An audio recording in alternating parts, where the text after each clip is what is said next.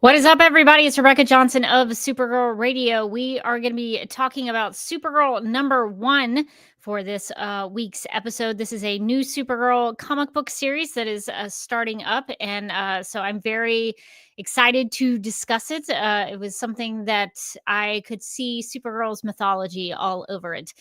So that is very, very exciting. I'm curious to hear Morgan's thoughts when she hops on. So hopefully, if you have wanted to, that you have read Supergirl #1 before you listen to this conversation. But even if you haven't, we hope that you'll join us and enjoy discussing it as we go through it. And we'll also talk about the Peter David news as well. Hopefully it won't be too much of a downer, but Peter David was a huge influence in Supergirl's mythology. And so we want to honor him tonight and remember his contribution to the character. Because if you see the Supergirl movie in 2026, you will see some of the contributions to the character that was stemmed from Peter David and his take on the character. Let's see. I'm going to hop into the chat. I see Brian and Abby in there. Brian says, I almost forgot today was Tuesday. Yeah, I'm a little funny about this week, too, because yesterday was Memorial Day, so I didn't go to work. So I'm kind of feeling behind or ahead. I don't really know. So I'm a little mixed up as well. And Abby says that was me the last 2 weeks. Yes. So everybody, today is Tuesday. May 27th, just in case you needed to know that. Morgan, I see you down there. Are you ready to go? I'm ready. Very good. Well, I had an interesting afternoon. About 4:00 this afternoon, I could not find my keys.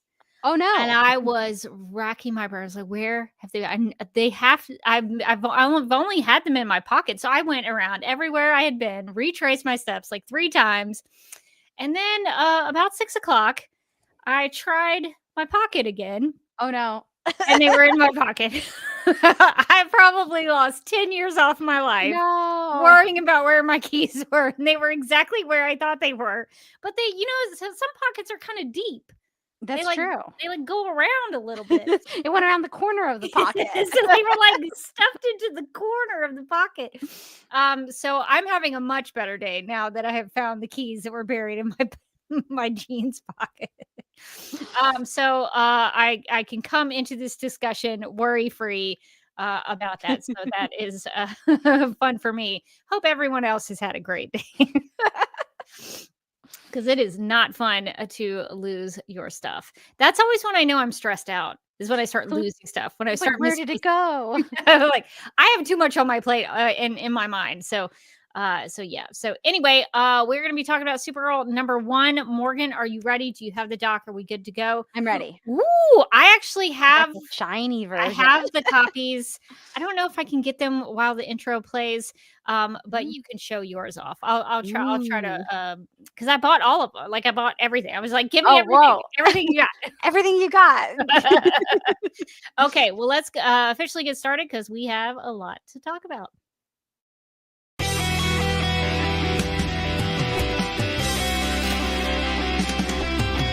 McGurk! I love typing. Not mess with my Google Docs, Meeksy. Supergirl Radio is going live every night of the week. How do you like it? Is becoming a human burrito a plus or a minus? I don't know. It does seem snug. I mean, they say you are what you eat. Kira.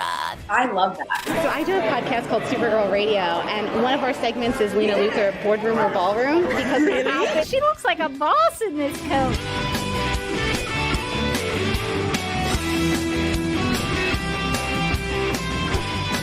Nasty Luthor like a different Luthor? It's not just Lena being mean? No. Helen Slater here. So fun to know that you're hosting a podcast called Supergirl Radio. Yes!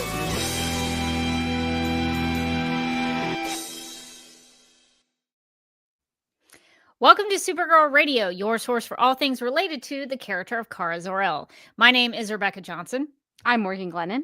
And for this episode of the podcast, we are live and wired to review Supergirl number 1, which was written by Sophie Campbell with art by Sophie Campbell. The colorist was Tamara Bonvillain, I guess is how you say that name. And to me, that's an amazing name.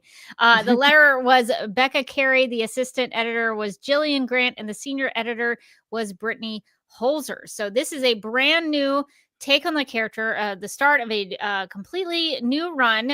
We start over with Supergirl number 1. We've had another Supergirl number 1 before, but this is a new one in 2025. So we are ready to get into this new take on the character and in her world. But before we do that, we need to get to the news.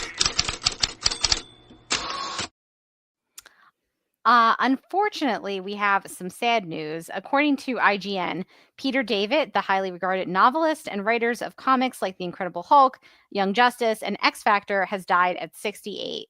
The news was confirmed by David's friend and colleague Keith R.A. DiCandido via Facebook. And it goes on to say, David enjoyed a long and prolific career at Marvel and DC over several decades. He may be best remembered for his 12-year run on Marvel's The Incredible Hulk series, a sprawling saga that redefined the relationship between Bruce Banner and his alternate ego and earned David and artist Adele Kyoen? that sounds right. An Eisner Award in 1992. As much as Frank Miller is viewed as the definitive Daredevil writer-artist and Chris Claremont the definitive X-Men writer, David is widely regarded as the most important and influential writer Hulk writer of all time. It goes on to say David is also well known for co-creating Spider-Man 2099 and for his 2 runs on X Factor. David's original X Factor run saw the team, which was originally a reunion of the original 5 X-Men, remade into a government-sanctioned mutant strike force.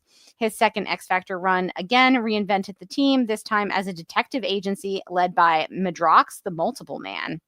At DC, David enjoyed successful and influential stints on books like Aquaman, Supergirl, and Young Justice. David was also regularly worked on the Star Trek franchise in both comic book and prose form, with his best-known Trek work being the 1994 novel Q Squared. Outside of books and comics, David worked on television shows like Babylon 5, Young Justice, and Ben 10, Alien Force, and wrote video games like Shadow Complex and Spider-Man Edge of Time. David suffered from poor health in recent years, beginning with a stroke in 2012. His health issues prompted family friend Graham Murphy to organize a GoFundMe campaign in 2022 and again in 2025. David is survived by his wife, Kathleen O'Shea David, and his 4 children. So that's very sad. And you've also talked a lot about the Peter David run on Supergirl before. Yeah, I was kind of bummed in reading some of these articles that people didn't seem to highlight the Supergirl part of his career, because I think his Supergirl run is one of my favorites. Initially, when I just read the Many Happy Returns trade paperback, I was like, I don't know what I think about this. But that was like the very end of that story. So I had not gone on that journey yet. So once I went on the journey from the very beginning, I ended up really liking the take. It's a bonkers version of Supergirl. It's the Matrix protoplasm Supergirl mixed in with a satanic cult member, and they fuse together to become Supergirl. And there's Earth Angel wings. There's new power sets. There are demons. God is in it. It's a Comet the Superhorse is in it. The Legion is in it. Granny Goodness is in it. I mean, just all like the big players. He got to really play. Brainiac 5 is in there. He really got to play with the world of Supergirl, and I think it reads as if he had a lot of fun with it, and it's actually really well written, in my opinion.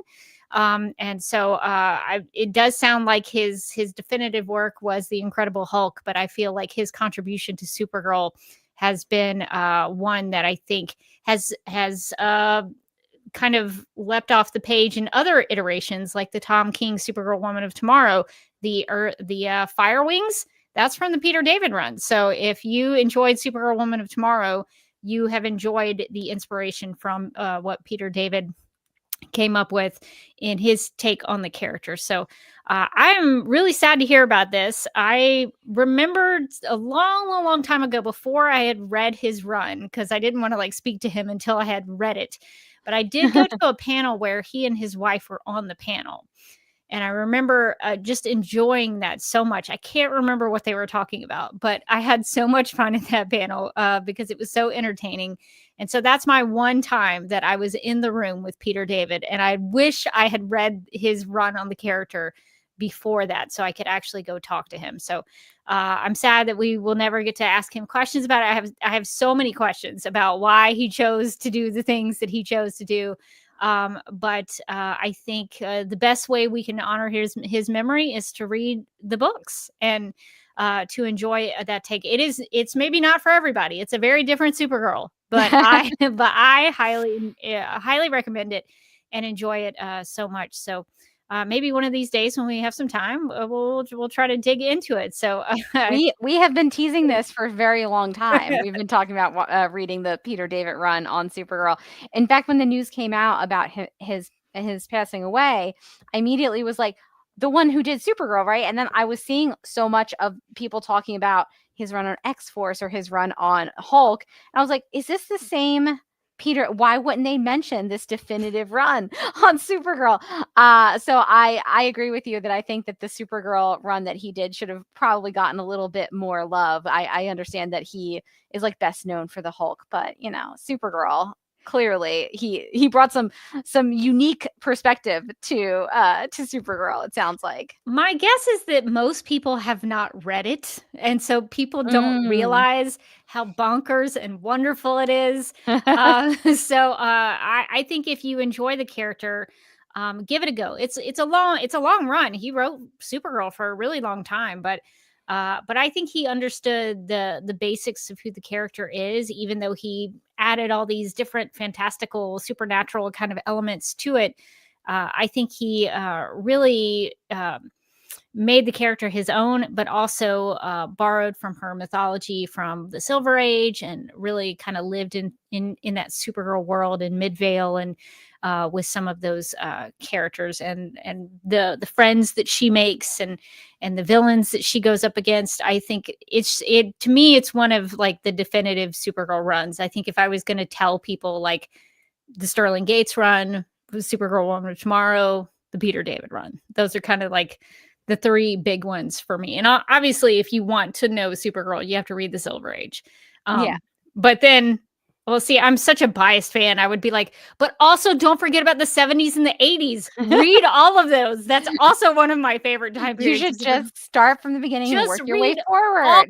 Just read all of it. So I can't, but it like in terms of like runs that had a consecutive story that were like, playing out over the course of the time, I would say the Peter David run is like top 3 for me. I think because we've talked about it so much on this podcast, I did buy one of the trades of the Peter David run. So whenever we decide it's time, I'm ready. It's waiting on my bookcase for me. I do think we should tackle it before Woman of Tomorrow comes out, just so you can appreciate those fire wings. There you go. Yeah. So you got. It's like when we read All-Star Superman. You want to like be able to have that air of superiority when you're exactly when we're in the theater. We're like, oh, actually, I know where that's from. I know about Solaris. Don't worry about it. Yeah. So, very sad news about Peter David. But I will remember him as the guy who wrote one of my favorite comic book runs of all time. And I think his Supergirl take should get way more attention and way more love.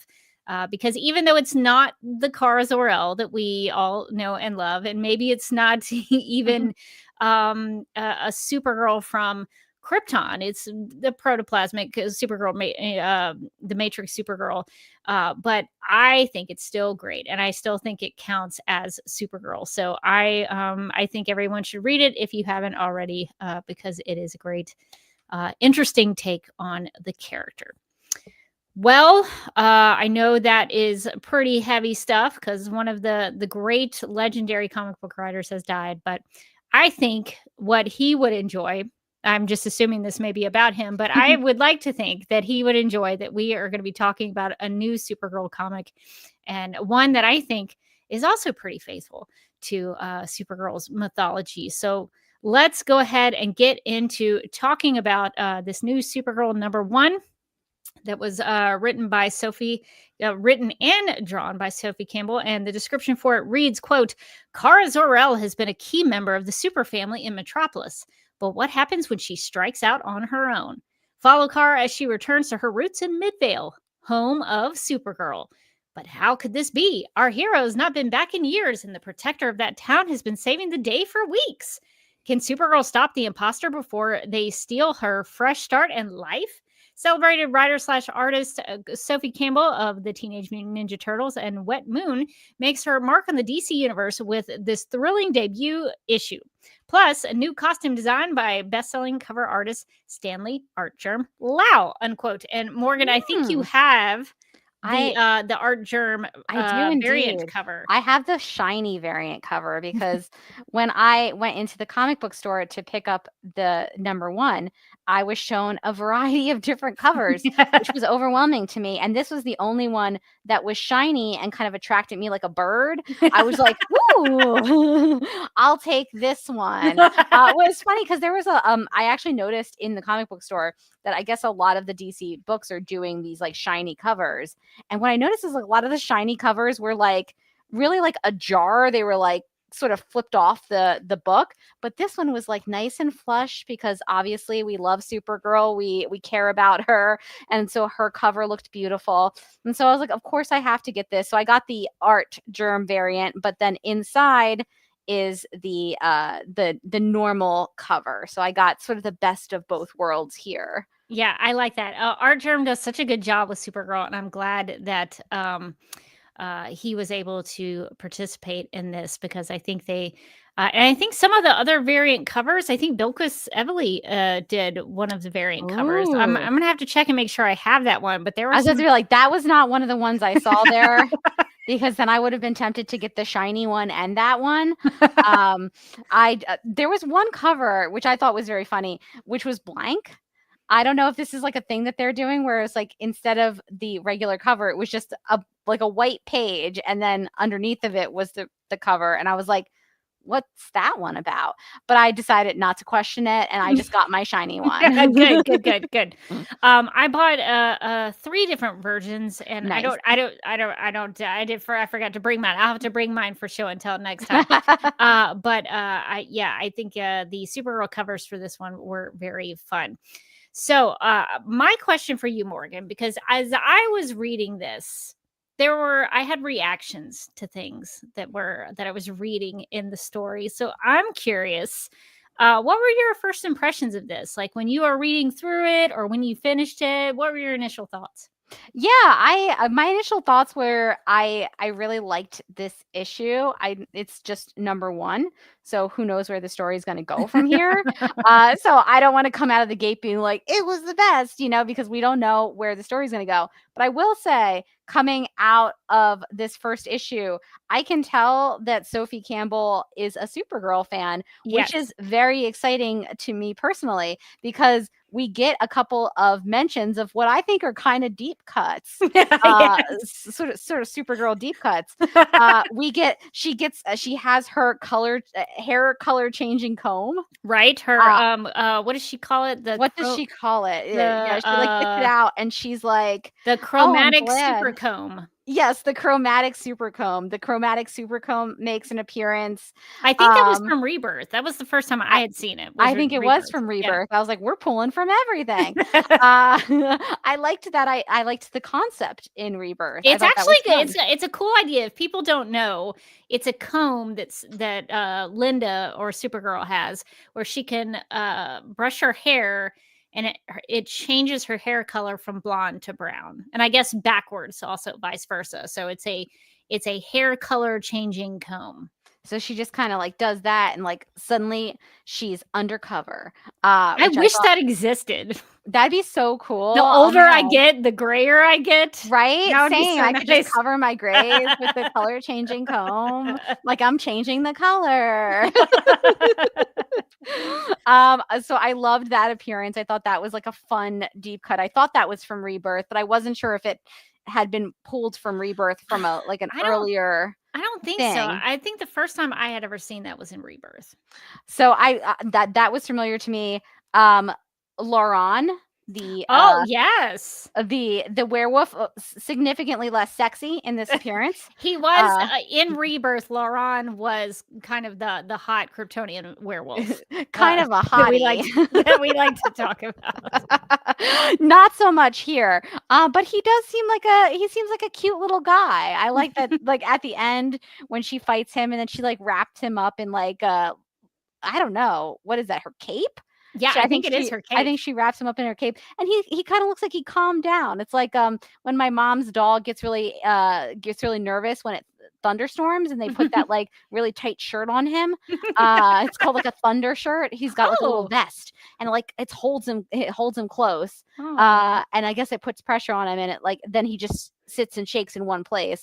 and I imagine that's what Lauron was doing in the cape. He was just like, comforting, like a weighted blanket for a werewolf. So I liked that we got to see Lauron. I was like, that already. I'm excited. This is like early in the issue. We're coming in hot. Laurent's here. He's not sexy anymore, but he is cute. So I'll accept that.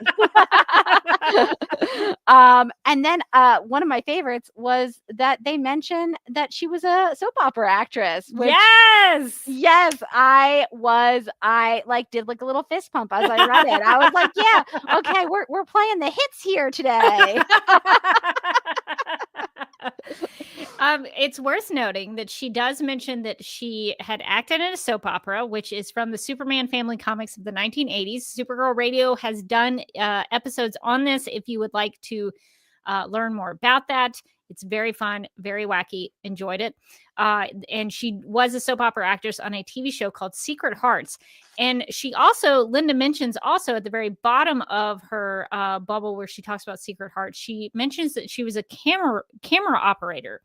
This is also in, I can't remember if it's the 70s or 80s, but it's that time frame. Those are the stories where she is usually with Nasty Luther. So she kind of works with Nasty Luther at this TV station. And so Supergirl is a camera operator for a news station. So I was wondering if that felt familiar to me as well. Like I couldn't place it exactly, but I was like, oh, that came from somewhere. I can tell. Yeah. I want to say it was San Francisco, maybe where she was located for that.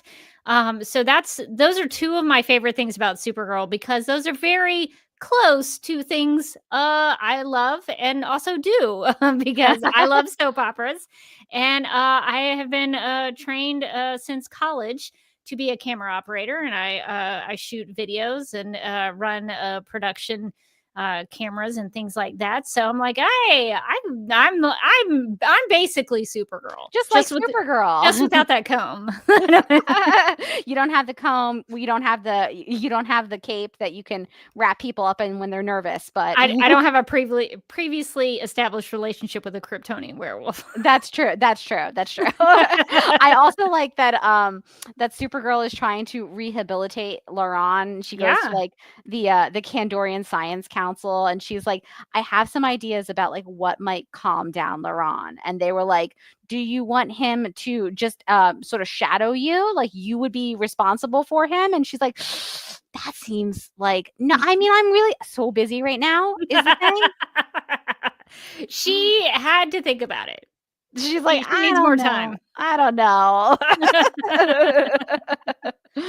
I thought that whole sequence was really funny though, and obviously, like I like to see Laurent pop back up, because I don't think we get a lot of Kryptonian werewolves usually. So yeah. So and what I liked about that was that she knew him, like they knew each other. So there's a lot of this that I think maybe you could understand about it if you had never read Rebirth. But if you read Rebirth, it feels familiar. It feels like, oh, are they kind of like sort of picking back up kind of where things left off?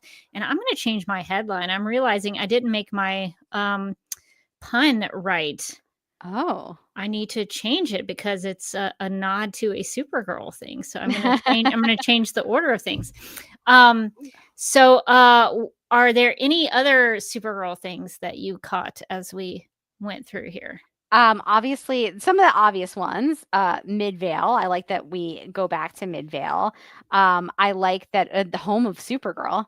I like that in a Silver Age costume. In the Silver Age costume. I thought it was funny, like when she first shows up, you're like, oh wow, that's like that Supergirl doesn't really like look like this version of Supergirl, but I guess it's like, you know, like a little cartoony character. Yeah. And then as you get deeper into the comic, you're like, oh no, there's a reason that signed Supergirl didn't look like our normal Supergirl, and it's because she's not. But I like we got Jeremiah and Eliza as, you know, as her parents. They just moved back into Midvale. They're so excited. Jeremiah's gardening. They are arguing on the phone with her while she's trying to have a conversation with them. She's like, I think I'm gonna go. Supergirl is I think saving a plane at the point where she's on the phone with Eliza. Just felt like a very parent thing to do. It's just like you're talking to them and then they're like having an argument in the background. You're like, I guess I'll let you guys go. It seems like you're busy. And what I liked about that is Jeremiah was asking Eliza, where's that trowel that I need? Where is that? And she tells him like it's in this place. And he's like, it's not there. And then later he's like, oh no, there, yeah, it was there the whole time. Yeah, there it is. Yeah, that seems right. So funny. It's just like constantly losing things and being like, no, I'm sure it's not. Oh, never mind. It is there. And it's worth noting that Jeremiah and Eliza are DEO in this. Yeah. So there's that. I did notice, I was trying to look for Eliza's hand, for her right hand. She's got one hand in her pocket, like Alanis Morissette talks about. So I don't know. I guess we'd have to. Oh my God, Rebecca. What? She is in fact missing that hand. No, I didn't notice it. I couldn't find it. I didn't notice it either. I went to the end of the issue where Kara goes home and they're like, who are you? And we get the dun dun dun, like the thrilling conclusion. Yeah. And if you see in this panel, I'm trying to get the light off of it. She has her regular hand here and she's missing a hand here. So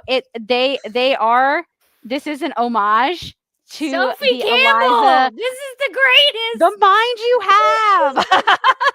It's a homage to Rebirth, where she also did not have. That is a deep cut. That is a deep cut. That is a deep cut. That is how you know. That's how you know we're dealing with a real fan here. Sophie Campbell is legit. I hadn't even thought about looking for that until you mentioned it. And I like completely flew over my head while reading the issue. But yes, that's something that was established in Rebirth, which was based off of the writer's friend who was also like missing a hand. And so that was something that he wanted to bring in, like that disability representation. So I think it's so cool that this version of Eliza lines up. It's still there. Very neat. Incredible. That was something I didn't catch, but I did notice that Eliza had the hand in the pocket in the gardening panel. So I did have a question about that. So I'm glad you caught that. I didn't catch it until you were like, I wonder if they brought that over from Rebirth. And I was like, I don't know. So on my first read, I did not catch it, but on the second time through. Incredible. Incredible. Good job. So when we're talking about, one of the things I like about this issue right off the bat is that I can tell that a Supergirl fan is writing it, is illustrating it. We also have a lot of Krypto, which is always really fun. Right. And a little bit of Streaky in there as well. I am so glad that Streaky's in this because for a while, Supergirl's been paired up with Krypto, and that's great. We love Krypto. But Streaky, in my opinion, is like Supergirl's pet. Like Streaky, I agree. Streaky is Supergirl's cat. And I'm curious what you think about Streaky sort of like hovering around the bottle city of Kandor. We have talked about how dangerous, how vulnerable Kandor is. I like that she continues the House of L tradition of putting Kandor on the smallest like little ledge or platform or something. Yeah, platform that you can possibly put it on, like just sort of like half off of the ledge, just like nothing preventing it from falling off. No like guardrails, nothing around it really. She's like, it's cool. It's going to be fine. Don't worry about it. The cat only likes to wrap his whole body around it, but in a comforting way. Yeah, I would hope that they would be like bolting Kandor down somehow. Like why does it have to be in glass? Does it have I think to be we also get a really fun like preview of the relationship between Krypto and Streaky, because they don't seem to be all that close. Yeah, she tells him not to fight, but Krypto seems fine. He's hanging having out, a good time. Being a typical dog. Streaky, also being a typical cat, is hissing right into Krypto's face. He's like, "Hey, friend," and she's like, and Streaky's like, "I hate you. I will knock this thing off the counter right at your head, and I'll tell him it's your fault." Yeah, I was so glad to see Streaky show up in this because I think if Sophie Campbell is a Supergirl fan, I think we think she is, because it's very clear to me that someone who knows Supergirl's mythology has written this and actually cares about it would include Streaky, because Streaky is so tied to Supergirl. Now, my question is, there is a Superman Welcome to Metropolis insert thing in the issue that I got that I think is probably in all the issues, and I read it. So there's 20 questions with Sophie Campbell. Can we go through them? We sure can, because they're kind of rapid fire. Okay. I wouldn't say they're snap judgments. So the first one is Supergirl comic that reeled you in. Sophie Campbell says Supergirl #1 from 1972 by Carrie Bates, Art Schaaf, and Vince Coletta. Then #2 is super character you feel closest to. Sophie Campbell says Streaky. Oh, good. So I feel like we're gonna get some good Streaky content in there. Also, the drawing that accompanies this Q&A is Supergirl hugging Krypto while Streaky resentfully looks on. Or does Streaky not want to be part of it? I don't know. Would Streaky care? Streaky looks mad. I've seen that look before in a cat. It's not a good look. Nothing good is happening after that. So they go on with Sophie. They ask her, one Supergirl villain you wish would just get over it already. That's question #3. Sophie Campbell says Lesla Lar. Oh, just get over it already, Lesla. Okay, we're gonna have to maybe table that for a second. So that's good to know. Okay, all right, continue. Okay, it says Clark's first advice to Kara about the people of Earth. Sophie says there are a lot of jerks and a lot of good ones, but sometimes it can be hard to tell which is which. True. Good advice. 5 is take one with you on an adventure, Krypto or Streaky. Sophie says Streaky. A lot of exclamation points. I think we know where Sophie Campbell stands. So Sophie is pro Streaky for sure. #6, best thing about living in Midvale. Sophie says the breakfast bagel sandwiches at Midvale Munchies. Oh, which is, I believe, the sandwich shop. That is maybe referenced in this issue. It is. Yeah. Worst thing about living in Midvale is everyone knows your business. True. #8 is Supergirl storyline or series that to you broke the mold. Sophie Campbell says the requisite answer here is Woman of Tomorrow. Oh, yep. Oh, good answer. That's a good answer. A solid answer. Solid answer. She's Supergirl storyline or series that to you was the mold. Oh. She says the 1972 10-issue solo series firing on all cylinders. Oh, interesting. I don't know. Now, have you read this series? Because I don't think I'm familiar with it. All cylinders, Supergirl. Let me see. From 1972. I've been on record saying that I do love the 1970s era of Supergirl. I'm trying to see if I can find what that is in reference to, but I'll have to dig into that. But definitely the 1970s era of Supergirl is fantastic. It's when the stories get a little more sophisticated. The Silver Age had there'd be like 3 things that would happen in each issue. So there'd be like a pattern that would happen in every issue. And by the 1970s, Supergirl sort of breaks out of that and they start to tell a little more grown up, more mature stories when she goes to college and things like that. New Rachel, I don't know if she's talking about Daring New Adventures. I think Daring New Adventures might be the 80s. Good question. But the 70s era of Supergirl is fantastic. We'll have to dig into that at some point, but I really enjoy those. But I don't know what firing on all cylinders is. I'll have to check that out. I couldn't find it I think she's saying search. I think she was saying that it is firing on all. Yeah. Okay, that makes more sense. Yes. So the 70s era of Supergirl, chef's kiss. I agree. She says, the one the run that she likes is a 10-issue series from 1972. Okay. So now we know. Now we know. Right. Maybe we'll have to check that one out. All right. So question #10 was favorite Supergirl artist of the moment. Sophie says, can I say myself? She said also Bilquis Everly is obviously awesome. She's way better than me. I mean, also another solid answer. Both great answers, Sophie. 11, Cara Zor-El's favorite music. Some interesting artists on here that that I have never heard of. Primo the Alien, Ace of Base. Sure, I saw the sign. I see. Who doesn't love Ace of Base? Everyone should love Ace of Base. She goes on to say Erasure, Kriwala, SZA, and FTA Twigs. Okay. So lots of music. New I music. personally do not know anything about. Young kids' music. Yeah, not my music. But it could be. Maybe I should make a playlist of Yes, Supergirl's we're going to music. add this to a playlist. Or 12 is your favorite music. So Sophie says Bella Morte, Dark Tranquility, The Birthday Massacre, Dreadful Shadows, The Anchor, and The Sisters of Mercy. Once again, not a single one of those bands are ones that I've ever heard of before. We've got new music. All I know. This could be fictional bands, but I think we got some new music to look into. Yeah, exactly. We got to put on a playlist. Okay, a best thing about living on Krypton is universal healthcare, but the worst thing about living on Krypton is it's going to explode. I think both of those are very, very, very true statements. Unpopular Supergirl opinion. This one's coming in hot. Oh, Sophie says, I don't like the skirt. Oh, that is a hot take. Whoa. That is a hot take. Pants.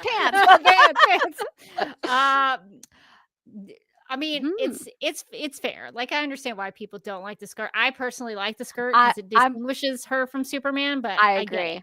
I like the skirt because I just think it's cute. I don't have like a thought process behind it. I just think it's cuter. I think it's a better look.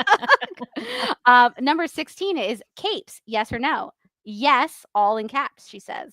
She has to have a cape. You have to have a cape. Who doesn't want a cape? It's crazy. You got to have a cape. If you are a person who doesn't like Ace of Base and doesn't want a cape, what's happening? What are you doing here? What are you even doing? Okay, 17 is favorite Supergirl in TV or movies. I think this one will be kind of familiar to us. Melissa Benoist on the CW show, of course. That is a perfect answer. Yeah, of course. Who else? 18 is the most difficult superpower for Kara to adjust to on Earth. Sophie Campbell says, super hearing. I can't imagine hearing all the gross bodily noises from everyone around you, all the squishing and squelching and popping our bodies do, but she didn't have to say amplified squishing, 1,000-fold. Yeah, I didn't need the popping or the squelching.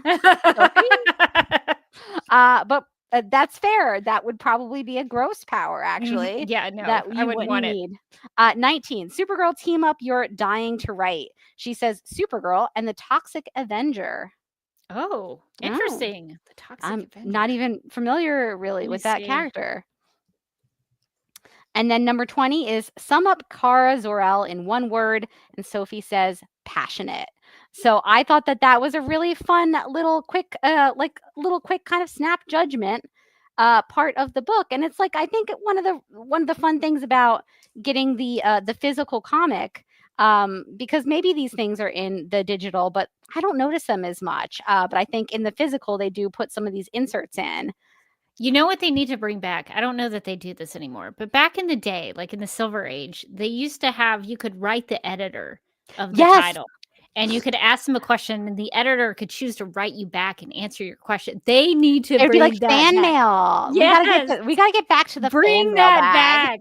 Bring because it back. We got one of our best ever costume designs from fan mail, if you remember. I bet you money if we had Sophie Campbell on here right now, she would know who Margaret was. Margaret. She would know Margaret's costume immediately. I feel like that is true. I feel like this is a Supergirl fan. You could tell from just the writing of the book, but then like when you go through the questions with her, she's like, oh yes, the 72 10-ish issue solo series, like these are our people. This is yes. We could be friends with Sophie Campbell. I feel like we could have a really solid conversation with her and she would be able to speak our language.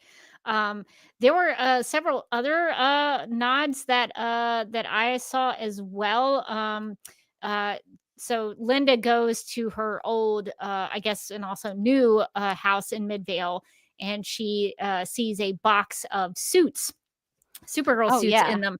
And there is a nod to the 1980s Daring New Adventures of Supergirl comic with the suit that had the S shield on the kind of the chest area on the one side. That is from Daring New Adventures of Supergirl. So that's all. That's also the Supergirl suit where it's like the top and the shorts. You know, like the hot pants or whatever. That's that costume. So that is definitely her awareness of the 1980s version of Supergirl. There's also a mention of Dick Malvern, who is from the Silver Age. That's true. Wasn't that her? That was like one of her on again, off again boyfriends in the Silver Age. Yeah. So Linda Danvers. Seems like something tragic has happened to Dick Malvern in this. He is dead. So R.I.P. What happened to Dick Malvern? What happened to Dick Malvern? She's like, poor guy. I'm going to know all the details. What is going on with Midvale? Let's see. There was also in her like character bio kind of thing at the beginning. There is a thing that's in there that I thought was fun. Referencing Daring New Adventures of Supergirl as well. It says her daring adventures have brought her to the farthest reaches of the galaxy. So even within that sort of short bio of the character as you go into the issue, there was a reference to Daring New Adventures there as well. Also, Krypto has a secret identity of his name is Skip in his secret identity. And that is a thing in the comics that Krypto does have a secret identity where people where people call him Skip. And also in some comics, his secret identity wears glasses. Way. Yes, way. Glasses. If you're not familiar with that, you can listen to Supergirl Radio's Krypto the Superdog Character Spotlight. We do talk about Krypto's secret identity. Yes, it's a dog wearing glasses, and you're just supposed to go with it. Nobody question it. They're like, I thought he was Krypto the Superdog, but I didn't notice that this dog has bad eyesight. Can't be him.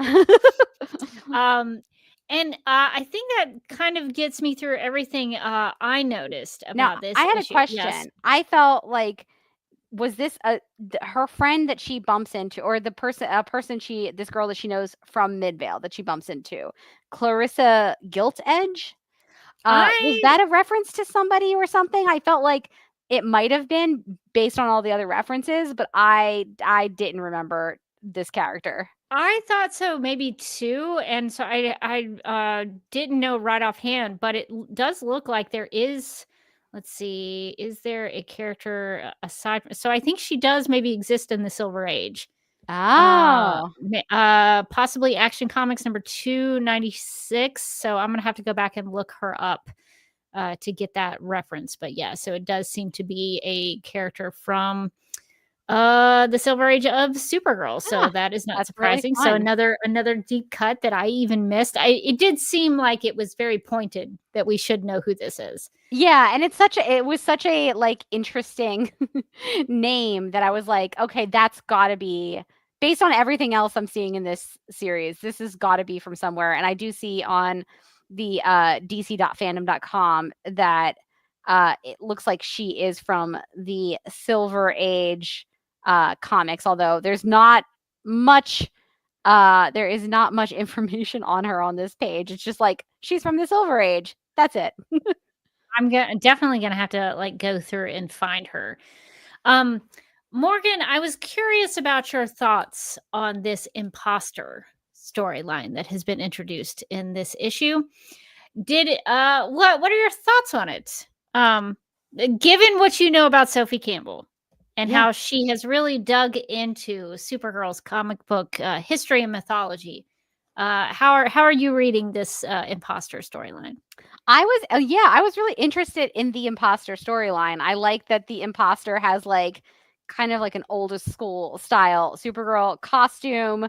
I like that she's a blonde, but she's got kind of like a bob. She's like she looks a little bit different, like body type than Supergirl. She's like a little bit curvier. And also I like that she has a bunny as a pet. Yes. It's really weird. It's when I saw the page where she pops up for the first time, and you see her like flying down with her little bunny companion. The bunny has a little cape on. I was like, I just love this. I need to know everything about this imposter Supergirl and her little bunny companion, her flying bunny companion. Yeah, so there's a new super pet introduced. We don't get a name for the super pet, but there is a super bunny that goes along with this imposter who is now passed herself off as the real Supergirl, and the Supergirl we know, Kara Zor-El, is being labeled as the imposter in Midvale. But the imposter that Supergirl encounters does have a Silver Age Supergirl costume on. So I don't know if that could be a hint of any kind. I'm not saying anything, wink, wink. And I think this is my read on it. I think there is maybe a reason why in Candor, we got a lot of time with that young lady in the green with the red hair that Supergirl saves in Candor. Oh. So my sneaking suspicion is maybe that character is maybe the imposter. I don't know how that works though. I don't know how she gets out. I don't know like how she gets the suit. I don't know. But it seemed like we were spending a lot of time with this one person that Supergirl saves. That is true. Yeah, she's in like several pages, and it's just kind of showing her being saved, but not like any of the other, people who are around that she's saving. So, I could very well see there being some sort of like, I don't know, magical mumbo jumbo that that allows her to put herself into the Supergirl shoes and like change identities.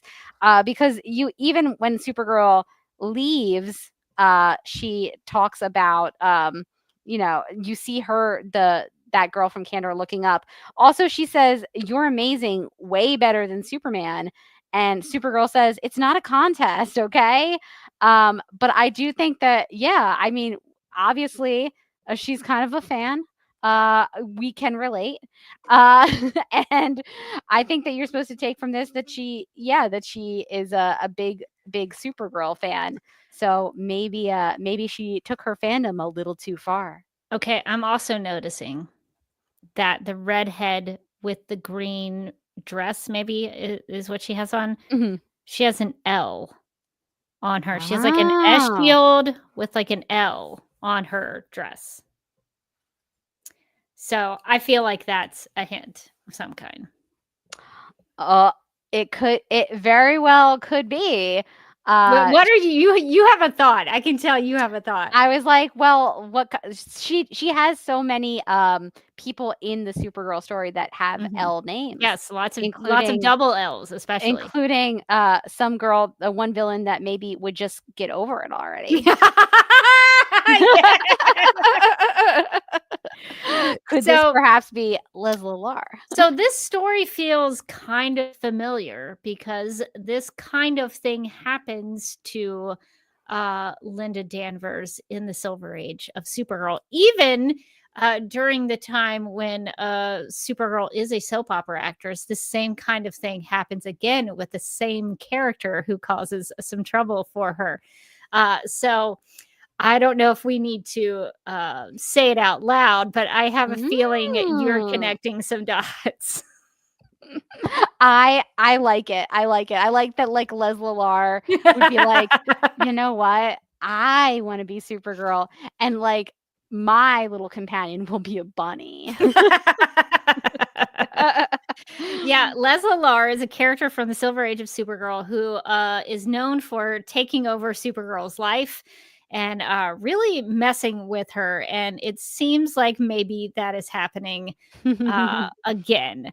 So even in the storyline that Sophie Campbell is choosing to tell here is an homage to Supergirl's history and comic book mythology. So I'm curious if where this is going to be going. Is it going to have a similar feel to the Silver Age storyline as well, or is Sophie going to take it in a different direction? So I like that even in the storytelling, you can feel like it's it's a love letter to Supergirl comics. I agree. I like that as well. We were talking a lot about Streaky, and so Bunsen has decided to come and say hi. He didn't want to wear his cape? He didn't want to wear his cape. He's a little shy. I did get that cape on him one time. He was the only one who would successfully wear it. Beaker ripped it off immediately, whereas Bunsen just kind of let it happen to him, but he wasn't happy about it. I will say that. He was like, oh, why is this happening? But then okay, all right. Anything for your audience, right, Bunsen? That's what he says. Yeah, he likes the limelight. So he does. Glad he could join. I'm glad he could join us for a streaky heavy issue here. I also wanted to pull this. Oh, geez, Bunsen. I wanted to pull this comment up from Rachel, who says, also in the insert on the opposite page from the Sophie Campbell interview, there's a short note from Mark Waid explaining Kryptonese versus Kryptonian language. Oh. So I was going to get. I did want to get your take on that. Oh yes. Okay. So it's right here, Bunsen. Okay. Thank you. It's right here, and it says Bunsen. Thank you. It's going all right. It's going okay. We're gonna work with it. It says Professor Waid explains Kryptonese versus Kryptonian. So it says Kryptonian is a cipher used mainly for outward-facing purposes like marketing and merchandising, where each English letter has a corresponding symbol. Kryptonese is a different dialect with 118 characters and its own grammar, which in world really exists. Now, would you agree with this as our Kryptonese expert on the podcast? I don't think that's ever been established in any of the comics. I think it's always been referred to as Kryptonese. That's what I thought. The alphabet as well, which is why I was confused when I read it. And I'm glad that Rachel brought it up because I read it and immediately was like, is that right? I want to ask Rebecca. Sorry, my camera keeps shaking. Bunsen is aggressively rubbing himself against the camera. Of course. that is his thing. As is his right. Yeah. There are what Mark Waid didn't tell you is that there are different kinds of Kryptonese. There is also Bridwell Kryptonese, which is a different version of Kryptonese that is used in various Supergirl issues. And also, I think maybe Superman. Sterling Gates brought it back for, I believe, the Adventures of Supergirl comic book series, the comic book tie-in. So I actually... you can go and down. I think it's Kryptonian.info. I think is the website. Kryptonian.info, maybe.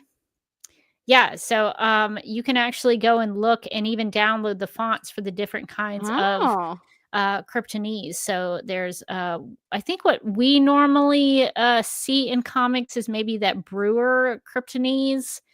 Somewhere between the Brewer and the Doyle, and then Bridwell Kryptonese is it's an ancient version of Kryptonese, very first oldest version of Kryptonese. But you can download the fonts. It even has the Kryptonian language from Man of Steel, which is very difficult. That's a legit take on a language, like actually creating a language. But as far as I know, when Kryptonese is usually used in the comic books, they will actually call it Kryptonese, and it will be the alphabet. The letter on the Kryptonese alphabet will stand for an English or I guess it would just be an English for us, an English letter for each of those alphabet symbols. So I don't know what he's talking about. Those 118. What did he say? Different. Yeah, he said that Kryptonian is a cipher used mainly for outward-facing purposes like marketing and merchandising, where each English letter has a corresponding symbol. Kryptonese is a different dialect with 118 characters and its own grammar, which in world really exists. So, I was confused by this. This didn't sound right to me. Maybe there is a specific Mark Waid story in which that is the case, I guess. But I always hear it called Kryptonese. I've never heard of it called Kryptonian. Really. I always assumed Kryptonian was like the spoken language, and Yeah. Kryptonese was like the written and read language. Even in the Jeff Loeb version of Supergirl, they would have Kryptonese alphabets on in the back of the books. So I don't know. I don't. I'm sure Mark Waid knows what he's talking about. He's a guy who knows a lot about Superman, and he's written some Supergirl, especially the Supergirl and the Legion of Superheroes run that he did. But I don't know. I mean, most of the stuff I've ever read is the Kryptonese alphabet that you will find in most places. So I would be curious to know what he was referring to. Hmm. Yes. So interesting. Cool stuff in the back of that issue there. So Yeah, fun gonna- facts. It is making me feel more likely that I'm going to pick these up in physical, because I was like, oh, I'll get the first issue and then I'll probably just do Comixology, but now I'm like, I don't know. I learned so many fun facts from this issue, from this little insert in the middle of the issue. Maybe I need to keep getting them in the actual physical form. Yeah, so that's cool. That is a good advantage of getting those physical copies. So Morgan, is there anything else about the story that we didn't talk about that you wanted to discuss? Any questions or thoughts you had? I think the final couple pages of the issue also, I think, really heighten the confusion, because Kara comes home. She's like, hey, mom, it's me. And Eliza Danvers is like, hello, young lady. Eliza and Jeremiah don't seem to recognize her. She can't figure out what's going on. And then coming down the stairs is their daughter, Linda Danvers, but not the real one, not our Kara, not our Kara Zor-El. It's this like replacement Supergirl. So I'm wondering, it makes me wonder, how did she take over Kara's life? That's very surprising. It happened very quickly, and the imposter did it while wearing it looks like clothes from the 1960s, which would be appropriate, I think, for this character. So I am curious to hear how she is pulling this off. So we'll see if it's any different from the Silver Age version of this story. But yeah, so things are. This puts Kara in a weird position now, because her life has been totally taken over. Her family is not recognizing her. The people in Midvale don't recognize her as Supergirl. So she's having a real tough time of it. And the thing I think is so funny about this version of Supergirl, she didn't even want to go back to Midvale. She's No. like, this is not a place I want to go back to. And now that she's gone back there, like her whole life has been ruined. So that sucks for her. She's like, I just got to come back and visit. Hopefully it'll be a quick visit to help them, like, with the house. And then before she knows it, there's a fake Supergirl flying around stealing her life. I think so it's very annoying. very dramatic. Now she's stuck there. Her parents put all of her old costumes out on the front lawn where anyone could see them. Yeah, that seems a little dangerous for the secret identity. I think it's fun because, like, when you in hindsight now, you're like, oh, obviously the first signs that there was something wrong was that they would just like throw her old costumes like willy-nilly on the front lawn where anyone could see them. Like, something's going on, something's not right. Seems like a huge mistake. One question I did have through this issue is that the imposter Supergirl encounters the real Supergirl, and she sprays like this purple substance on Supergirl, and it reveals this like S shield. It's like purple and green with the letter P on it. And I wasn't quite sure what that was. I'm gonna have to look into that, because I don't know why. Why does it show the P? Why does it show the purple P on there when that stuff is sprayed on her? I wasn't quite sure what that meant. Yeah, I wasn't sure what that meant either. Like, she's trying to show the people in the town that this isn't the real Supergirl. But then she talks about the thing that she has, this weird contraption. Discombobulation generator prototype. Yeah, so it seems like she's discombobulating everybody? I don't know. She says it's perfectly calibrated to Kryptonian biosignatures, specifically Supergirl's. So that is interesting. I think it leaves me in a place where I'm like very interested to learn how this fake Supergirl pulled this whole thing off. She had a plan and she followed through.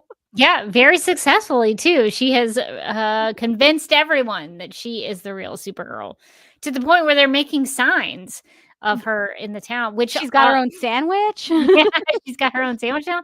The sign actually reminded me of Metropolis, Illinois. When you drive into Metropolis, which is this really small town, kind of like a Midvale would be, and they have a big sign that says Metropolis, home of Superman. And so that's sort of what that reminded me of. It felt very Metropolis, Illinois to me. So that was kind of my big question that I didn't fully understand about how things were changing. So I'm going to have to do some more digging into that. I think we talked about most of the things in the issue. Yeah, I think we covered it pretty well. I really enjoyed this one. I liked all of the Supergirl call outs. I like that she went into the bottle city of Kandor. That was fun. She like shrunk herself down, zipped into the bottle. we don't see people going into Kandor enough. She had a little trouble though. She talks about how it's kind of a nauseating feeling when she goes in there. It would probably be weird to be so small suddenly and in this bottle city. I like that the issue starts strong with her fighting a shark princess. Yes, Princess Shark. I love Princess Shark. I think that maybe Metropolis should soon become Sharktropolis. What would that look like? Maybe she's not wrong. There's a lot of sharks just sort of flopping in the air in this panel. It's really good. I think if you want to start a Supergirl story, it's best to start with a bunch of like a Sharknado situation, and like a shark in like an octopus dress. It's great. I love the character design of Princess Shark. I think she's great.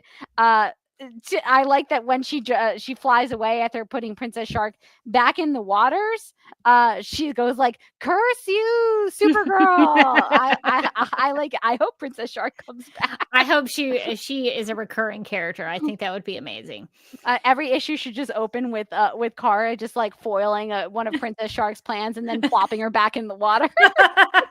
She's really easy. Princess Shark is easily handled, I think. So easily handled. And she doesn't even like put her in jail or anything. She just like throws her back in the ocean, which is like just like taking her home. So yeah, if that's the case, I think Princess Shark could easily make a return appearance because she's just free. She's just out there doing things. One thing I did want to mention in case people were interested, there is a panel in this issue that references Norcon, the yellow ring that Supergirl puts on to go into the bottle city of Kandor. That is a reference of a character from Superman number 158 from January 1963. That's his first appearance, Norcon's first appearance. He was one of Jor-El's friends, and the interwebs tells me that Norcon possesses superpowers within the bottled city of Kandor while wearing his yellow Energizer ring, which magnifies the background yellow sunlight 1,000,000 times. So there's a whole storyline with Norcon and Superman and Jimmy Olsen and the Nightwing and Flamebird stuff where they go into the bottle city of Kandor as Nightwing and Flamebird. It's a whole story. You can go look it up and read it for yourself because I don't know that we have a lot of time to go into all of that. But that is something that's also pulled from the 1960s in DC Comics is that is an actual reference to one of Jor-El's Kryptonian friends. So that's very so cool. Yeah, so good reference. So this is obviously written by somebody who knows this material. And to your point, Morgan, I think it shows that she loves this material. Yeah, I can always tell when a writer is kind of like, I'm not that interested in Supergirl. Like, I'll write a Supergirl issue, but like, I don't care that much. This one was like, this is about Supergirl. This is for Supergirl. This is including Supergirl's history. And so I can tell that Sophie Campbell really cares about the character and wants to have fun with this. I think it almost feels like, and I hope this is not a weird thing to say, but if we wrote a Supergirl comic, I think it would be like this. Yeah, like how many references can we get in there that that don't detract from the story if you don't understand them, but if you do understand them, you're like that pointing Leo DiCaprio meme where you're just like, yeah, which is what I was like reading this, where I was like, okay, we've got our time as a camera operator, we got her time as a soap opera actress, we have Streaky, we have Crypto, we have Dick Malvern, R.I.P. I thought it was great how many references they packed. Sophie Campbell packing in here. But I also thought it was great that I think if you don't get any of those references, it takes nothing away from the story. Yeah. You just like on the surface, it was like, oh, that's cool that Supergirl was a soap opera actress. Like how interesting. It doesn't detract. It's not like one of those things where it's like, okay, there's too many references and like I don't get it and I'm kind of annoyed. I felt like it was worked into the story very organically. In a way that if you don't get those references, it doesn't detract anything from the story. Fans of Secret Hearts thought Margot Hatton was a hussy. So right, that's right. Supergirl played the shrew of the TV show. She was one of the big characters on Secret Hearts. Really dramatic stuff. So really meaty material she got to. So meaty material. So many fights and things. So I really enjoyed reading this. And so I think that compared to some of the runs that we have read, this feels like a Supergirl centric story where it feels like it's somebody wanting to tell a Supergirl story. And that to me is all I need. That's all I want. The nods to her comic book history are just like icing on the cake. But just the bare minimum I expect from a Supergirl story is just Supergirl's the main character. Like it's sort of about her. It's about her, and she's doing things related to her life, and that's the bare minimum I need. So to have all of the fun stuff on top of it, it was a really enjoyable read. So I am now even more excited to continue on. Now, my version did have an editor's note, as we know. The editor's note is a friend, but sometimes an enemy of this podcast. Sometimes doesn't even want to show up. Sometimes it shows up. Sometimes it does not. Sometimes it takes us in interesting and unusual directions and directs us to read other things that maybe we wouldn't have or would have chosen not to read for like 4 weeks, for a couple weeks, maybe. So this editor's note says it's when she is talking to the townspeople, and she says she thinks to herself, I haven't had a reception like this in a while, especially since Amanda Waller ruined everyone's reputation. The editor's note says, see absolute power, Brittany. So thank you, Brittany, for that editor's note. I was wondering what that was about. I am not current on the DC line, as we all well know, and I never am. So I wasn't sure what that was referencing.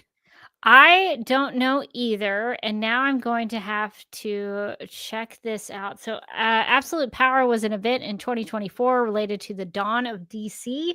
Amanda Waller seized power and launched a worldwide crackdown on superheroes. Oh. I'm trying to see if there's anything I can find about Supergirl's tie into that. But maybe I'll have to dig into that and see what is going on there. But if Brittany suggested that we read it, maybe we should. But I'll try to look into that and see what's going on. So apparently, according to this Wikipedia article, it says to neutralize the ability of every metahuman around the world, Amanda Waller recruits Failsafe and Brainiac and the Brainiac Queen into the Suicide Squad, beginning a campaign of hate and fear over people. In response, the Justice League and the remaining heroes form a resistance. So it appears like it was a July to October run from last year. I guess that maybe made some of the superheroes not so positively not such a positive reception with the people at large, which makes sense. Thanks to Amanda Waller, who is always getting into some trouble. That makes sense as to why Supergirl says, since Amanda Waller ruined everyone's reputation. So that must be what that is referring to. All right. Well, did you have any thoughts on the art? Any favorite pages or panels before we wrap up our discussion? So I mentioned the one panel I really like, which is the Supergirl, the fake Supergirl, sort of coming down with her little bunny friend there, and like kind of being like, "Hey, it's me, Supergirl." And then they have the Supergirl font, which I thought was funny. That was just sort of like adding insult to injury, because they almost never use that font unless it's like her doing something heroic, like I'm Supergirl, and they'll use the Supergirl font. But here they're like, "It's me, everybody, townspeople, Supergirl, girl." And I thought that was well played in terms of both the art and the lettering. Very funny kind of joke there. And then I also really liked the panel where she comes to Midvale, and you sort of see her back as she's flying down the road, and then you see the first sign of trouble, which is this Supergirl sign that doesn't quite look like our version of Supergirl. She's like, "What is this?" Like, wait a minute, I don't remember there being quite so many Supergirl merch opportunities around town.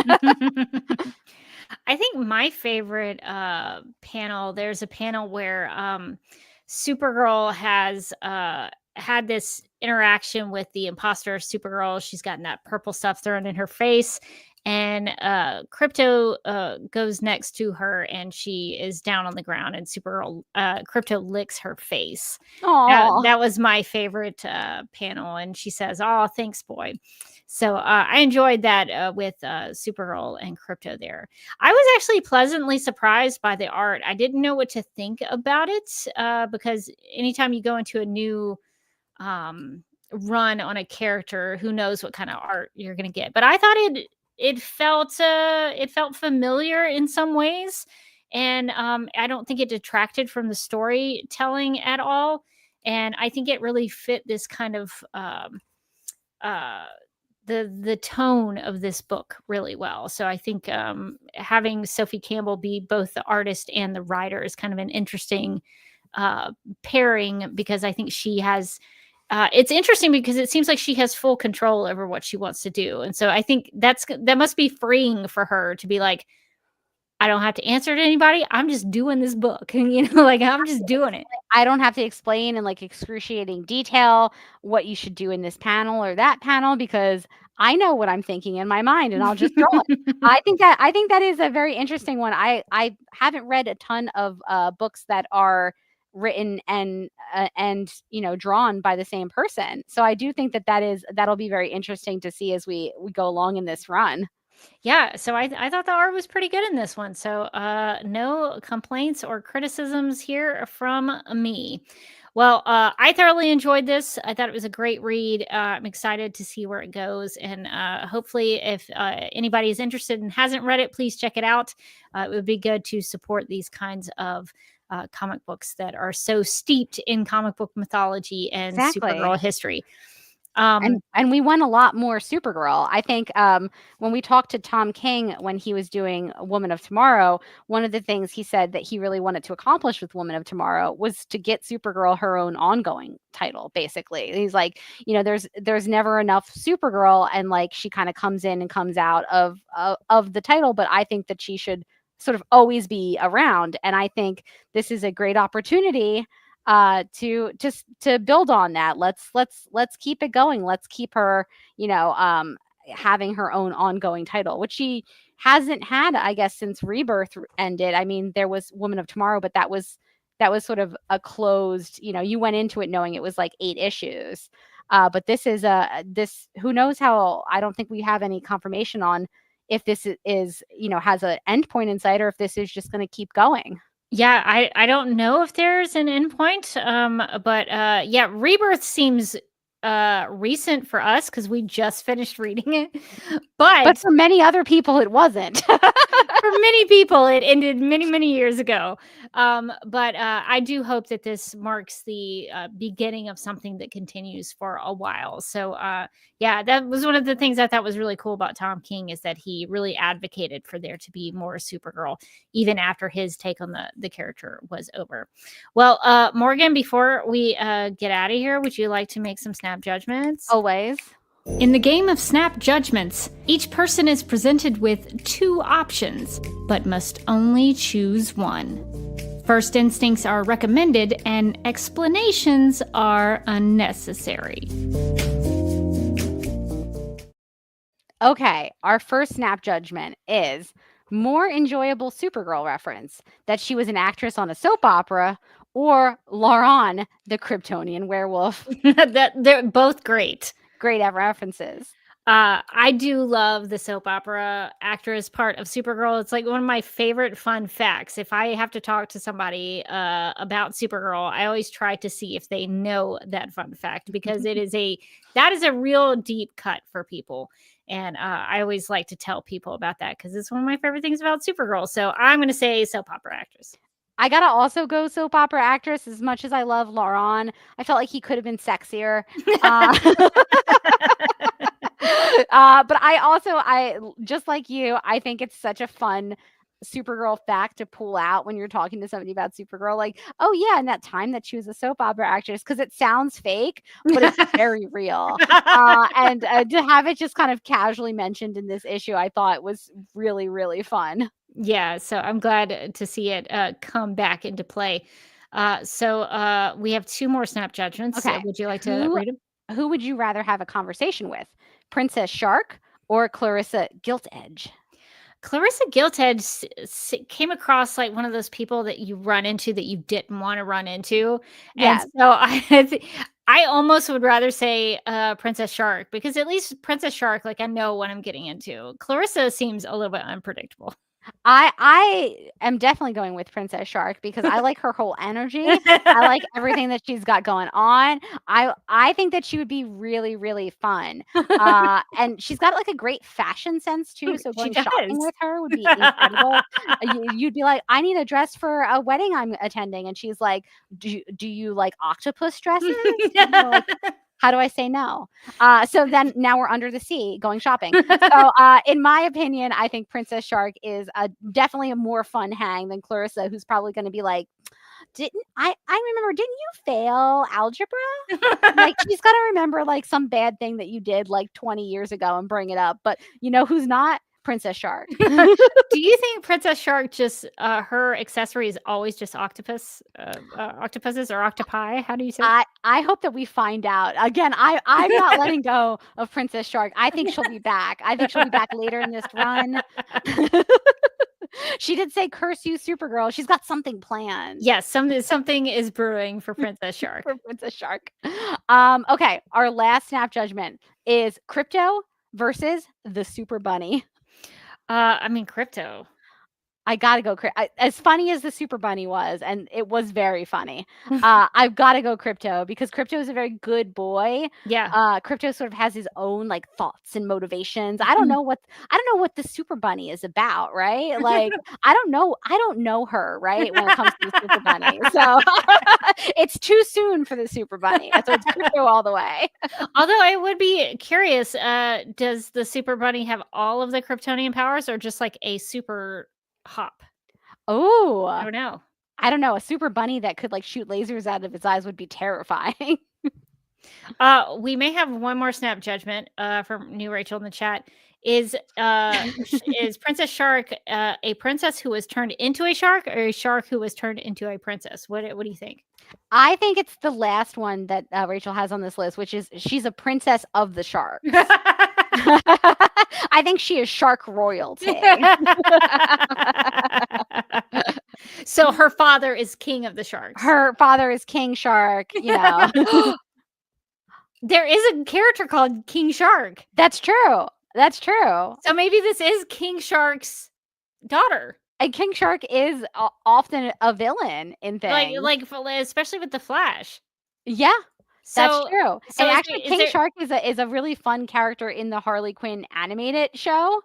Is there like a King Shark family tree? Do we know his like family lineage? I don't know. We should. I'm gonna chart this out and see where Princess Shark is on this. Where is she next in line for the throne? Like Maybe she is. Oh my god! But I never knew what kind of pressure she was under. I kind of thought about King Shark, but I never made that connection until just now. It's definitely his daughter. I mean, Yeah. I feel like she's already causing chaos. She's already trying to take over. She's like trying to impress Dad. And speaking of like characters that sort of just kind of get mentioned, I think there's a mention of Natasha in this Oh. issue, and I want to say that is Natasha of John Henry Irons' daughter.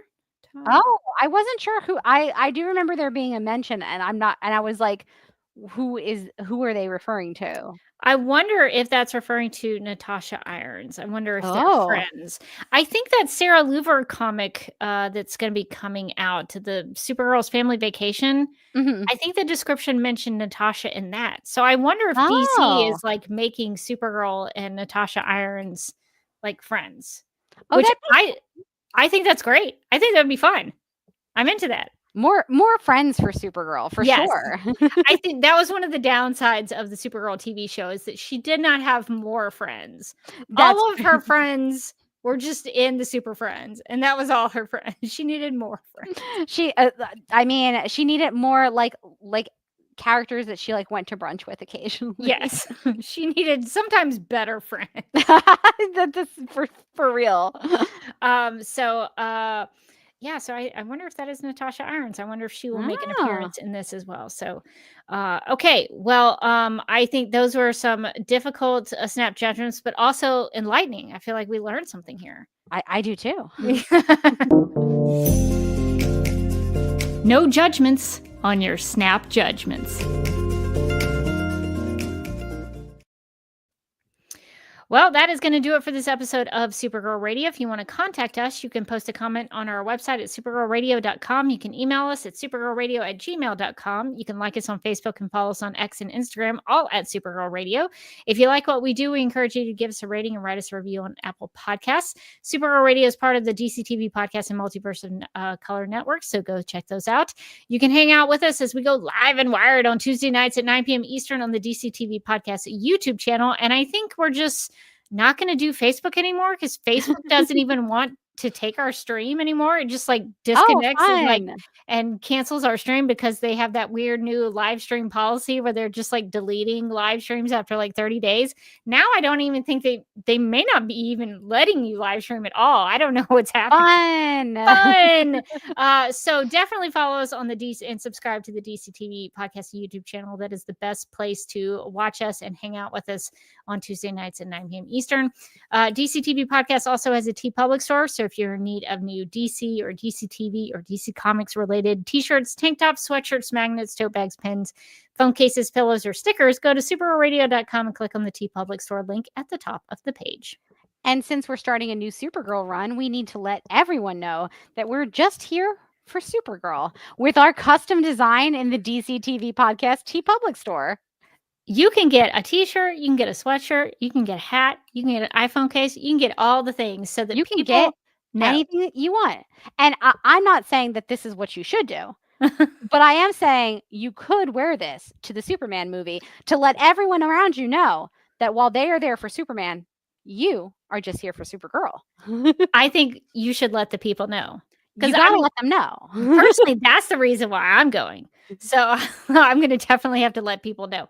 I thought about it kind of last minute, wanting to get it for Superman Celebration. And then I was like, it may not come in time. So I may not have it. Maybe for next year's Superman Celebration, I'll get it just here for Superman. That actually brings up a question we had in the chat from Stanley. Will Morgan and Rebecca be at Superman Celebration? I will be there, probably on Saturday. I saw something today that said Odette Annable was going to be there, who played Rain on the CW series, but then like the post got deleted, and I don't know what that That's was about. strange.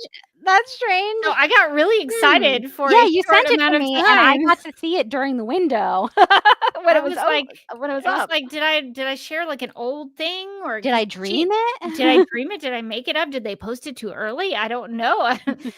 So I don't know if she's going to be there or not, but I'm going to go try to see what's going on in Metropolis. Probably if Odette shows up at Superman Celebration this year, I may stay overnight, and so maybe I'll do 2 Ooh. days. I don't know, but if she's not there, I'll probably just go up just for Saturday. But I will be there for a short amount of time, so that I will have goals and things that I need to achieve when I get there. And I'll definitely be going into the Super Museum to see what new What thing new I can things. learn. Every time there's like new stuff in the Super Museum. What is it, new stuff, or is it just stuff that you didn't see the first time around? Hard to tell. Sometimes it's both. So sometimes they will rotate out things that they hadn't put. Ah. That happened one year when they put out the Supergirl the movie stuff, and I was like, "What is this?" So every now and then I get a little excited about stuff that they end up having in there. So I'll see if I can find anything new. Last year I discovered the Superman Disco 8-track, which was Oh, that's amazing. right. Yeah. So every now and then I learn something about Superman history through the various things that are on display in the Super Museum. So I highly recommend, if you've never been to Metropolis, Illinois, make sure that the Super Museum is on your list to visit. Doesn't take too long. It's also air conditioned, which is very important. And so it is a good collection of Superman and Superman family history. So I would recommend it for that. One of these years, I'm going to make it out. It's like the only weekend I'm not traveling in this June. So I was like, I simply can't. But one of these years. One of these years, I think if we get a really good, maybe like a Melissa Benoist or something, maybe. Yes, I will go. I will wear my "I'm just here for Supergirl" t-shirt. That's a I will, perfect time. and I will go if Melissa ever shows up. That would be a perfect time to wear that. I'm looking forward to getting my "Just Here for Supergirl" shirt. So I think that is gonna like get us to maybe the Legion of Super Sponsors is what we need to talk about next. So if we'd like to thank our Legion of Super Sponsors for supporting the Super Radio Patreon. These people are Michael, Anne Marie, Yvonne, Nicola, Abby, Miriam, Nicole, Brian, Ethan, Majuba, Annie, Rachel, and Kit. If you'd also like to become a Legion of Super Sponsor, you can go to patreon.com/Supergirl Radio.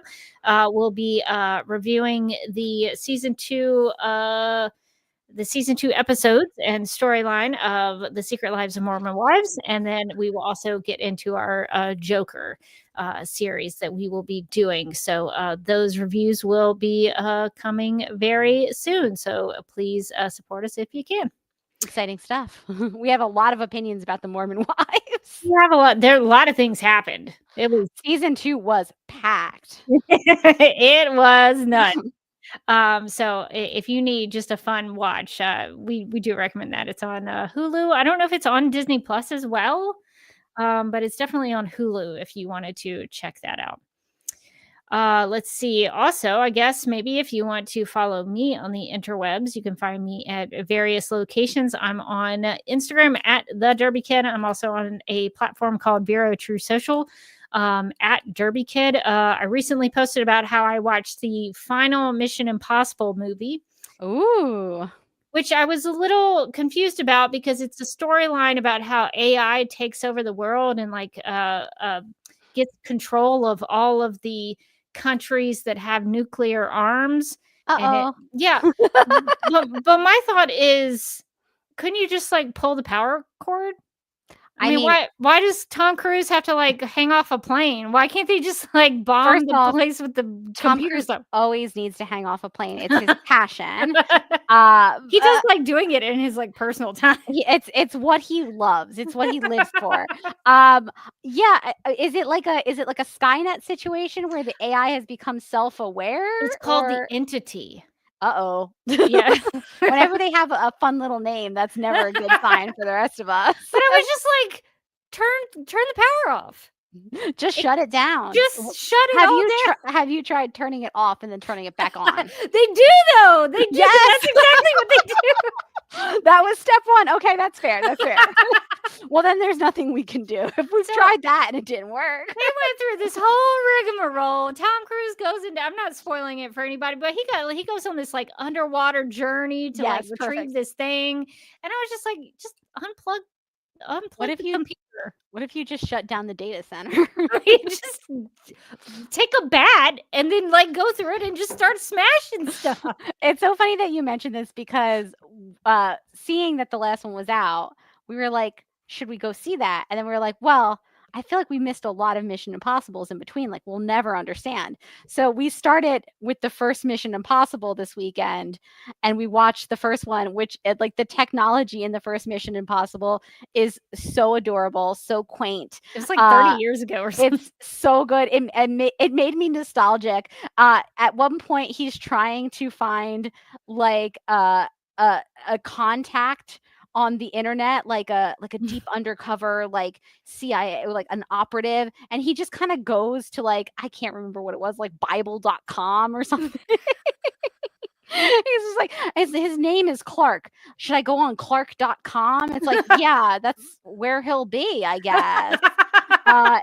It's incredible. I was just like, wow, things have changed quite a bit. Now this last one is like the AI is going to eat him or something. My review on Letterboxd for the first Mission Impossible was trying to find a secret on the internet by going to the website secret.com and emailing everyone on there. It will work. So it's quite a difference in technology, I think, from the first one. I just should go right into the last one, only having seen the first one. I think I would love to hear your take on it, because when the movie started, because I don't think I'm spoiling things for people. There's a lot of movie, but the movie starts with the entity talking to you, and I was like, what is this? Because I didn't watch the first part of the Dead Reckoning or whatever it was called. I didn't watch that. I didn't watch part one, so I had no idea what was happening. And so I was like, what have I sat down in? What have I come into? What is this? What's happening? Oh no. Because it's just like this like audio wave like talking to you. Oh my God. Well, I have 7 more movies before I'm ready for this one. So I have to really strap in. I want you to get to that last movie and just check me and make sure I'm not taking crazy pills. But the whole movie, I was like, it's technology. I mean, it's plugged into a wall. What if you can just unplug it? What if you shut it down? What if you shut it? Have you tried shutting it down? I see Abby in the chat says, this is me watching the first couple seasons of Person of Interest. Yeah, there's nothing more fun than like going back to a show that you remember being cutting edge and then like seeing what the computer looked like at that time and being like, oof, all right, time is passing. I am old now. Uh-oh. I just felt my back flare up watching that movie. I was like, oh no. But it is a very exciting movie. Lots happened. Oh, we briefly lost Rebecca here. I think it's because we talked too much about the AI and how easy it would be to turn it off and then back on again, angering it. It's in my mouse pad. It's so sensitive.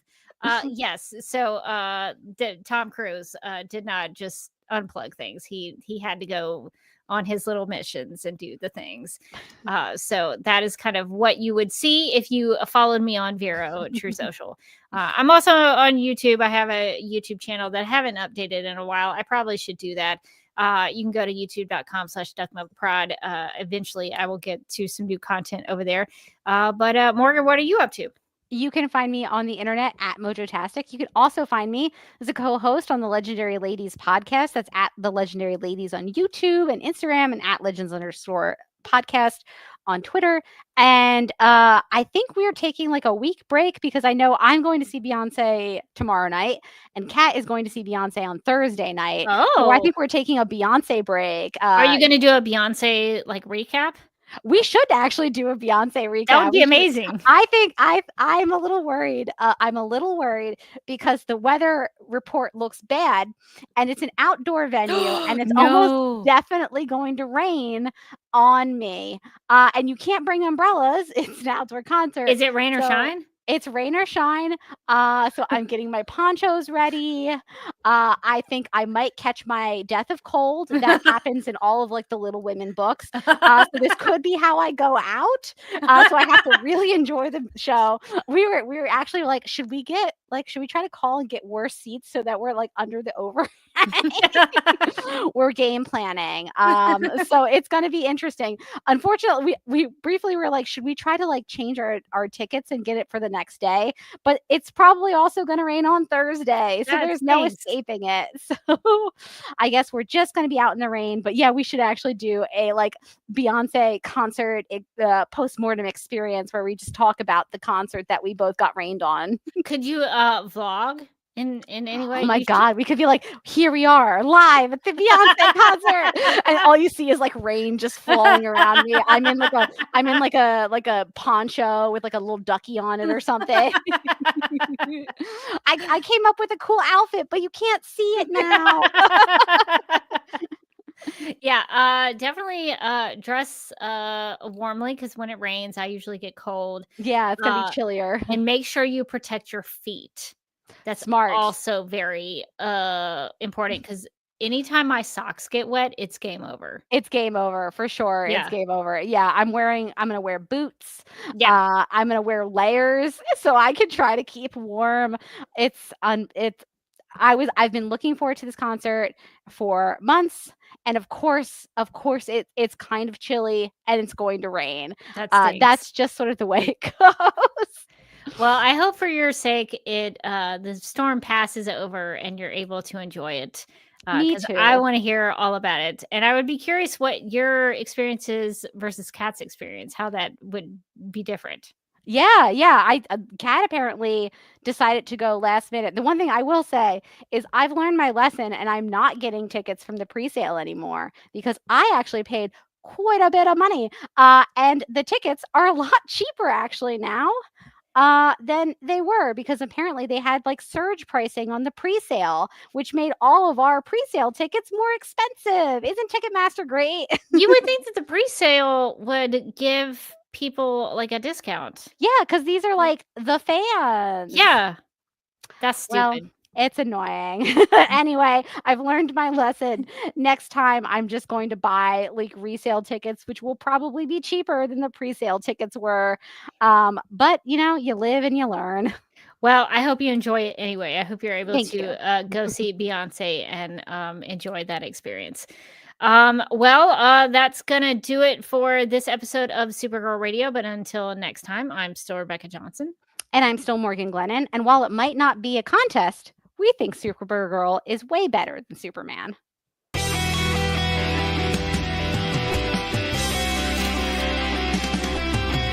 McGurk! I love typing. Not mess with my Google Docs, Meeksy. Supergirl Radio is going live every night of the week. How do you like it? Is becoming a human burrito a plus or a minus? I don't know. It does seem snug. I mean, they say you are what you eat. Kira.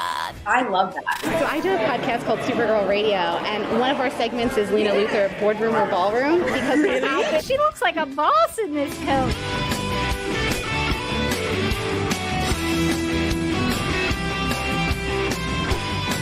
Nasty Luthor like a different Luthor?